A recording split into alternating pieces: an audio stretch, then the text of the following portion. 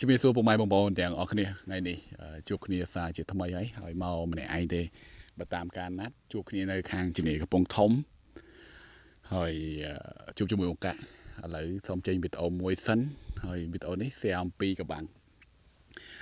កាមេរ៉ាសូមជួយចាប់បន្តិចមកកបាំងបងប្អូនកបាំងខ្ញុំចង់ឲ្យបងប្អូនកាប់ឲ្យបានកថេកអញ្ចឹងណាបងប្អូនកាប់ឲ្យបានកថេកអញ្ចឹងអត្ថប្រយោជន៍កថេកវា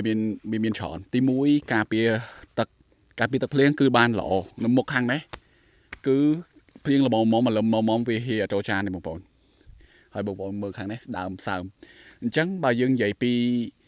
គុណសម្បត្តិការពារទឹកភ្លៀងគឺបានល្អហើយមួយទៀតគឺកតិកទីឬក៏ដីដែលហូរតាមទឹកនឹងមកគឺហូរធ្លាក់ទៅអញ្ចេះចាក់ទៅអញ្ចេះគឺវាអត់មានដក់ទេកាលណាតែយើងវាយរៀងខ្លំគឺដក់កន្លែងហ្នឹងកាទាឬក៏សัตว์អីហ្នឹងគឺវាខំហើយខ្ទេចហូរចូលចាន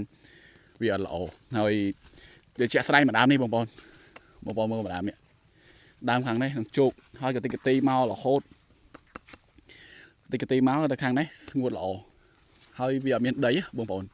អត់មានដីទេអញ្ចឹងពីខ្ញុំចង់ចែកម្លែកឲ្យបងប្អូនវាយធ្វើម៉េចឲ្យកបាំងកថេកប៉ុណ្ណឹងកថេកយ៉ាងហ្នឹងណាបងប្អូន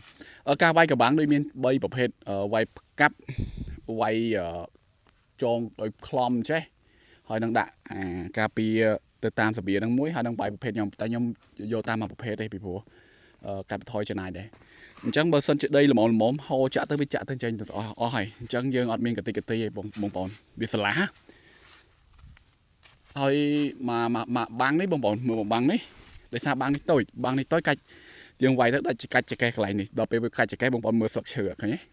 អានេះជារឿងជាក់ស្ដែងដល់ស្លឹកឈើអញ្ចឹងមានកន្ធាមានអីខំទៅយើងប្រើបាន2ឆ្នាំឯងកបាំងនេះយើងអាចប្រើបាន2ឆ្នាំ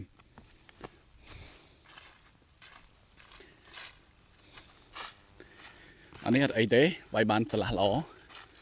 អានេះវាយឲ្យបានស្រឡះល្អអញ្ចឹងយើងវាយឲ្យបានស្រឡះអញ្ចឹងណាបងប្អូនបើវាយឲ្យបានស្រឡះអញ្ចឹងទេវាអត់សូវប្រើបានយូរហើយមួយទៀតអ្វីដែលយើងចង់បានគឺការពារទឹកភ្លៀងដល់ពេលអញ្ចឹងវាការពារបានល្អយើងខាតពេលអញ្ចឹងវីដេអូហ្នឹងចង់ជជែកតែប៉ុណ្្នឹងទេអរគុណជម្រាបលាជួបគ្នាវីដេអូក្រោយទៀតអរគុណបាយបាយ